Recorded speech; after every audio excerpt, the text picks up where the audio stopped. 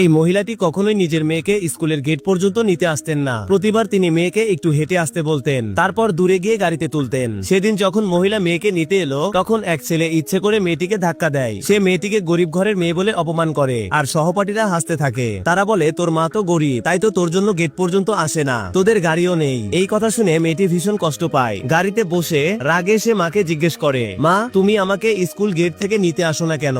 মা হাসি মুখে বলেন, বাবু আমরা আমাদের সম্পত্তি লুকিয়ে রাখি। যদি সবাই জেনে যায় যে তুমি সবচেয়ে ধনী মানুষের মেয়ে, তাহলে তুমি কখনো সত্যিকারের বন্ধু পাবে না। মেয়েটি তখন মায়ের কথার মানে বুঝে যায়। এরপর সে ফোনে মায়ের একটা ছবি তুলে বাবাকে পাঠাতে চায়, কিন্তু ভুল করে সেই ছবি স্কুলের প্যারেন্টস গ্রুপে পাঠিয়ে দেয়। ছবিটা দেখেই সবাই সেই মহিলার প্রশংসা করতে শুরু করে, কিন্তু একজন অহংকারী মহিলা, যিনি নিজেকে গ্রুপের সিওর স্ত্রী বলে দাবি করতেন, তিনি হিংসায় জ্বলে ওঠেন। তিনি বলেন, এই লাক্সারি গাড়িটা তো আমার স্বামীর। তারপর তিনি আর কিছু মহিলা মিলে সেই গাড়ির কাছে চলে আসেন, যেন প্রমাণ করতে পারেন যে আগের মহিলা মিথ্যে বলছেন। মহিলা যখন দেখলেন গ্রুপে শেয়ার করা গাড়ির ছবিটা আসলেই তার নিজের গাড়ির মতো, তখন তিনি অবাক হয়ে যান, কারণ সেই গাড়ি চালাতো মাত্র দুইজন ড্রাইভার। তিনি নিজের ড্রাইভারকে জিজ্ঞেস করেন, গাড়িটার যত্ন নেয় কে?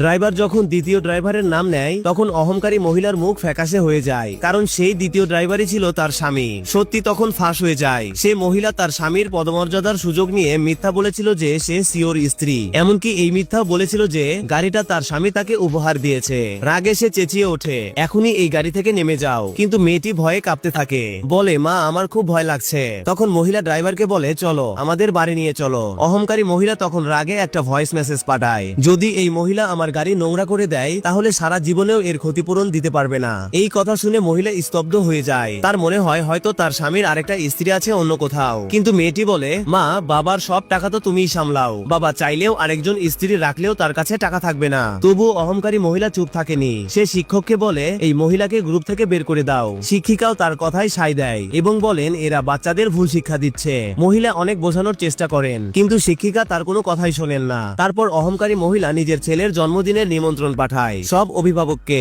কিন্তু শুধু ওই মহিলা ও তার মেয়েকে বাদ দিয়ে। কিন্তু মহিলা যখন দেখলেন পার্টি হবে গ্রিনফিল্ড ভিলায়, তখন কিছুটা সন্দেহ হয়, কারণ তার মনে পড়ে যায় তার স্বামীরও একই নামে একটি ভিলা রয়েছে শহরের বাইরে। বাড়ি ফিরে মহিলা কিছু বললেন না, স্বামীও কিছু বুঝতে পারেন না। তখন মেয়েটি ঠিক যেমন মা শিখিয়ে দিয়েছিল তেমন করে বাবাকে কিছু প্রশ্ন করতে শুরু করে। সে ইঙ্গিত দেয়, আজ কেউ আমাদের লিমিটেড এডিশন গাড়িটাকে নিজের বলে দাবি করেছে। সিও তখন সব বুঝে যায়। তিনি প্রতিজ্ঞা করেন, আমি শুধু আমার স্ত্রীকেই ভালোবাসি। তারপর তিনি নিজের অ্যাসিস্ট্যান্টকে সত্যটা খুঁজে বের করতে পাঠান। মেয়েকে খুশি করার জন্য সিও পরের দিন এক আন্তর্জাতিক ট্রিপের প্ল্যান করেন। সবাই ব্যাকপ্যাক গুছিয়ে প্রস্তুত হয়ে যায়, কিন্তু খারাপ আবহাওয়ার কারণে ফ্লাইট বাতিল হয়ে যায়। তখন মহিলা সিদ্ধান্ত নেয় মেয়েকে নিয়ে গ্রিনফিল্ড ভিলায় যাবেন। ওদিকে অহংকারী মহিলা নিজের স্বামীকে, যে আসলে ড্রাইভার, জোর করে গ্রিনফিল্ড ভিলার দরজা খুলতে বাধ্য করেন, যাতে সে সেখানে নিজের ছেলের জন্মদিনের পার্টি দিতে পারে। সে গর্ব করে বলে, এই ভিলাটা আমার স্বামীর। কিন্তু পরের মুহূর্তেই সেই মহিলা ও তার মেয়ে সেখানে পৌঁছে যায়, আর সামনে যা দেখে তাতে সবাই অবাক হয়ে যায়। আসল মহিলা দেখে অবাক হয়ে যায় যে তার ফ্যামিলি ভিলার ভেতরেই কারো জন্মদিনের পার্টি চলছে। সে সতর্ক করে বলে, এটা ট্রেসপাসিং, সম্পূর্ণ বেআইনি। কিন্তু ভুয়া মহিলা একটুও ভয় পেল না। সে বাকি অভিভাবকদের সঙ্গে মিলে আসল মহিলাকে মৌখিকভাবে অপমান করতে শুরু করে এবং দাবি করে এই ভিলার মালিক নাকি সে নিজেই। তারা বলে, তুই যতই দামি কাপড় পরিস না কেন, তোকে হাই সোসাইটির মানুষ মনে হয় না। তারপরই তাকে সঙ্গে সঙ্গে বেরিয়ে যেতে বলে। ঠিক তখনই ভুয়া মহিলার ছেলে আসল মহিলার মেয়েকে মিথ্যাবাদী বলে অপমান করে এবং বলে সে তার জন্মদিনের পার্টিতে থাকার যোগ্য নয়। ক্লাসমেটরা যখন মেয়েটাকে নিয়ে হাসাহাসি শুরু করে, তখন আসল মহিলা বুঝে যায় ক্লাসেও তার মেয়েকে নিয়ে বুলিং করা হয়। রাগে আসল মহিলা নিজের ডায়মন্ড রিং খুলে সেই ছেলেটাকে শিক্ষা দিতে যায় যে তার মেয়েকে বুলিং করেছিল। ঠিক তখনই আরেকজন অভিভাবক এসে বলে মেয়েটা বুলিং এর শিকার হচ্ছে, এটা নাকি তার নিজেরই দোষ। কথা শুনে আসল মহিলার রাগ চরমে উঠে যায় এবং সে ওই অভিভাবককে চড় মারে। আরেক অভিভাবক চেঁচিয়ে ওঠে, দেখো অন্যের ভিলায় এসে মারামারি করছে। সে ভুয়া মহিলাকে বলে সিকিউরিটি গার্ড ডাকতে, যাতে আসল মহিলাকে বের করে দেওয়া যায়। আসল মহিলা প্রথমে ভেবেছিল সিকিউরিটিকে জিজ্ঞেস করেই সত্যটা সামনে আনবে, কিন্তু সিকিউরিটি গার্ডদের দেখেই সে বুঝে যায় এরা আসল গার্ড নয়। সে খেয়াল করে এই ইউনিফর্মগুলো সে যে বিদেশি কর্মীদের হায়ার করেছিল তারাই ডিজাইন করেছিল, অর্থাৎ ভুয়া মহিলা বাইরে থেকে সিকিউরিটি ডেকে এনেছে। কিন্তু বাকি অভিভাবকরা ভুয়া মহিলাকেই আসল মালকিন ধরে নেয় এবং আসল মহিলার বিরুদ্ধে সিওর স্ত্রীকে বদনাম করার অভিযোগ তোলে। নিজের মিথ্যা ঢাকতে ভুয়া মহিলা সিকিউরিটি গার্ডদের আসল মহিলার উপর হামলা করতে নির্দেশ দেয়। তখন আসল মহিলা হঠাৎ চিৎকার করে বলে, থামো। সে জানায় এই ভিলাটা সিওর বোন ম্যানেজ করে, তাই সে নিজেই তাকে ফোন করবে। কিন্তু ফোন করতেই কল লাগলো না।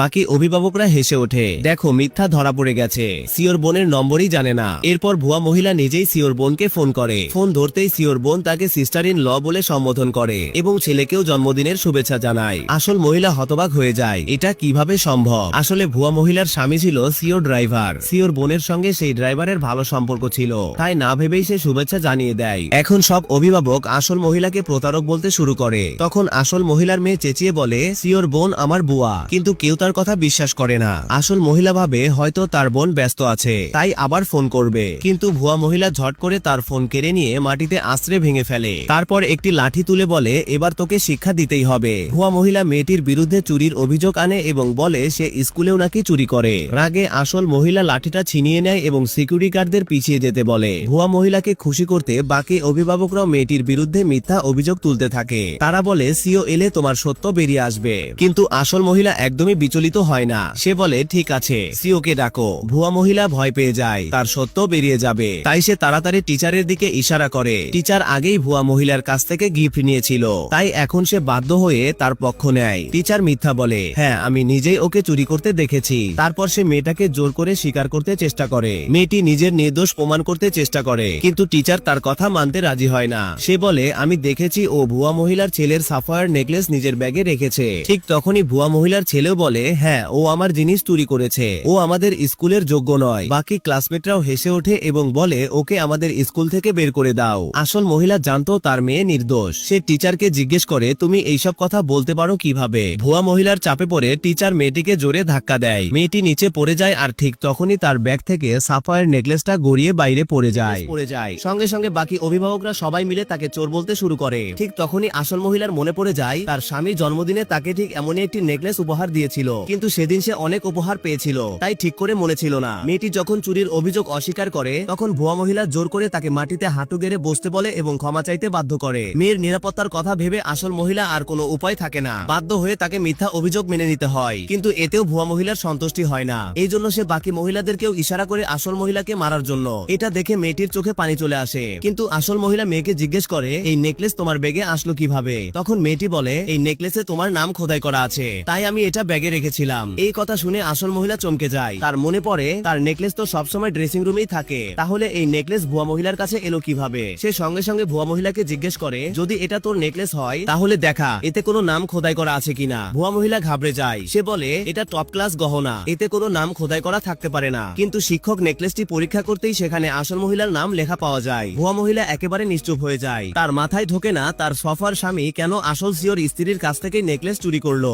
এবার প্রমাণ হাতে পেয়ে আসল মহিলা সরাসরি অভিযোগ করে ভুয়া মহিলা এবং তার সফার স্বামী একসঙ্গে মিলে তার গাড়ির চাবি আর নেকলেস চুরি করেছে। এরপর সে প্রশ্ন করে, তোদের দুজনের আসল সম্পর্ক কি? ভুয়া মহিলা ভয়ে বলে, আমি এই সফরকে চিনি না। ঠিক তখনই তার ছেলে বলতে চাচ্ছিল সফারেরই তার বাবা, কিন্তু ভুয়া মহিলা ঝট করে তার মুখ চেপে ধরে। তারপর সবার সামনে ঘোষণা করে, আমার স্বামী সিও, এই ভিলা আর গাড়ি সব তার নামে, আর নেকলেসটা এই মেয়েটাই চুরি করে নিজের নাম খোদাই করিয়েছে। এই কথা শুনে বাকি অভিভাবকরা আবার আসল মহিলাকে দোষ দিতে শুরু করে। তারা বলে এত দামি নেকলেসের নাম খোদাই করে একে নষ্ট করে ফেলেছে। ভুয়া মহিলা হাসতে হাসতে বলে, এটা তুই কেনার সামর্থ্যই রাখিস না, কিন্তু এত পছন্দ হলে নিয়ে নে। আসল মহিলা নেকলেস নিতে হাত বাড়ালে ভুয়া মহিলা সেটাকে মাটিতে ফেলে দেয়। আসল মহিলার কাছে নেকলেসের চেয়েও নিজের সম্মান বেশি গুরুত্বপূর্ণ ছিল, কিন্তু সেটা তার স্বামীর দেওয়া উপহার ছিল, তাই সে নিচু হয়ে তুলতে যায়। ঠিক তখনই ভুয়া মহিলা তার হাতের উপর পা দিয়ে চেপে ধরে বলে, তোর স্বামী তো একটা সাধারণ শ্রমিক, আমি চাইলে এটা ফেলে দিতে পারি, কিন্তু তোকে কখনোই দেব না। মায়ের আহত আঙুল দেখে মেয়েটির চোখে পানি চলে আসে। সে সঙ্গে সঙ্গে নিজের স্মার্ট ওয়াচ দিয়ে বাবাকে কল করে, কিন্তু ভুয়া মহিলার ছেলে ঘড়িটা মাটিতে ফেলে দেয়। তখন সবাই ঠাট্টা করে হাসতে থাকে। তারা বলে, তোর বাবা এলেও কি করবে, সে তো এক সাধারণ কর্মচারী। কিন্তু সিও ফোনের ওই পার থেকেই সবই শুনে ফেলেছিল।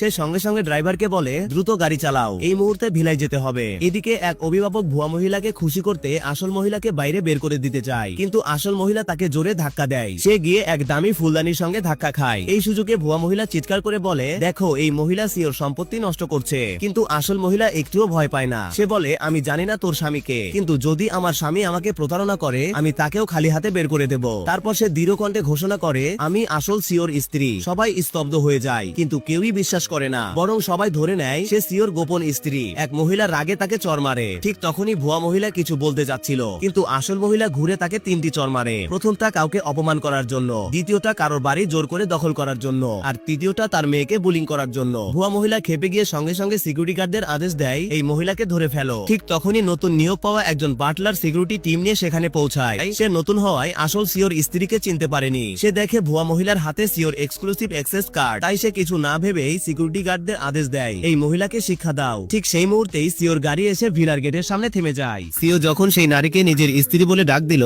তখনই সবাই বুঝে গেল আসল গন্ডগোলটা কোথায় ছিল। যেই মহিলা এতক্ষণ নিজেকে সিওর স্ত্রী বলে দাবি করছিল, সে আসলে একজন ভুয়া। সে সিওর স্ত্রী সেজে তার বিলাসবহুল গাড়ি আর বিশাল ম্যানশন দখল করে রেখেছিল। সত্য প্রকাশ পেতেই টিচার সঙ্গে সঙ্গে পরিষ্কার করে বলল, এই ভুয়া মহিলা সিওর মেয়ের ওপর চুরির মিথ্যা অভিযোগ এনেছিল। এরপর টিচার সেই ব্রেসলেটটা দেখালো যেটা ভুয়া মহিলা তাকে দিয়েছিল। সিও এক নজরেই চিনে ফেললো এটা সেই ব্রেসলেট যেটা সে একসময় নিজের স্ত্রীকে গিফট করেছিল। কিন্তু তখন সবার মনে একটাই প্রশ্ন, ভুয়া মহিলা এত সহজে বিলাসবহুল গাড়ি, ব্রেসলেট আর ম্যানশনের দরজা কিভাবে খুললো? ভুয়া মহিলার স্বামীর পরিচয় প্রকাশ হতেই আসল সত্য বেরিয়ে এলো। সে আসলে সিওর মায়ের ড্রাইভার। নিজের স্ট্যাটাস দেখানোর জন্য সে গাড়ি আর ম্যানশন চুরি করেছিল, আর তার স্ত্রী নিজেকে সিওর স্ত্রী বানিয়ে ঘুরে বেড়াচ্ছিল। শেষমেশ আসল সিওর স্ত্রী সবাইকে সামনে এনে ভুয়া মহিলাকে এক্সপোজ করলো। কিন্তু তখন গল্পে এলো নতুন এক টুইস্ট। ড্রাইভার নিজেই সব চুরির দায় নিজের ঘাড়ে নিয়ে নিল, বলল তার স্ত্রীর এতে কোনো দোষ নেই। তবুও পুলিশ দুজনকেই গ্রেপ্তার করে নিয়ে গেল। শুধু তাই নয়, টিচার আর বাকি অভিভাবকদেরও অন্যের প্রপার্টি ক্ষতি করার অভিযোগে পুলিশ নিয়ে গেল। এভাবেই পুরো ড্রামাটা শেষ হলো। কিন্তু এইসব কিছু ঘটেছিল একটাই কারণে, সঠিক সময়ে সিওর ছোট বোন ফোন ধরেনি। এই কারণেই সিওর স্ত্রী নিজের পরিচয় প্রমাণ করতে পারেনি, আর ভুয়া মহিলা ও অন্য অভিভাবকেরা তাকে ভীষণভাবে অপমান করেছিল। তবুও সিওর স্ত্রী ননদকে দোষ দেয়নি, কারণ তার অনুরোধেই ননদ সেদিন তার মেয়েকে স্কুলে নামিয়ে দিয়েছিল। কিন্তু আসল ঝামেলা শুরু হলো তখনই, যখন হঠাৎ সিওর মা প্রচন্ড রেগে গেল। তিনি তার পুত্রবধূকে ধমকাতে শুরু করলেন, কিভাবে সে ড্রাইভারকে তার অনুমতি ছাড়াই চাকরি থেকে বের করে দিল। আসলে শাশুড়ি তার বৌমাকে কখনোই পছন্দ করত না। এই সুযোগে সে তীব্র খোঁচা দিতে লাগলো। শাশুড়ি বলল, ড্রাইভার 10 বছর ধরে এই বাড়িতে কাজ করছে, সে তাকে নিজের ছেলের মতো ভাবতো, এমনকি দত্তক নেওয়ার কথাও ভেবেছিল। সিওর স্ত্রী কিছু বলার আগেই শাশুড়ি তাকে জোরে একটা চড় মারলো। সব দেখে সিও টেনশনে পড়ে গেল, কিন্তু তার স্ত্রী স্পষ্ট জানিয়ে দিল এই ড্রাইভার চুরি করতে ধরা পড়েছে, সে আর এই বাড়িতে থাকতে পারবে না। তার উপর ড্রাইভার আর ভুয়া মহিলার ছেলে স্কুলে তার মেয়েকে বুলিং করত। কিন্তু শাশুড়ি এইসব বিশ্বাস করলো না, তার কাছে এইসব ছিল তুচ্ছ অজুহাত। উল্টো সে খোঁজা দিতে লাগলো, ভুয়া মহিলা নাকি বেশি সুন্দর আর সংস্কারী, আর সে প্রথমবারই ছেলে সন্তান জন্ম দিয়েছে,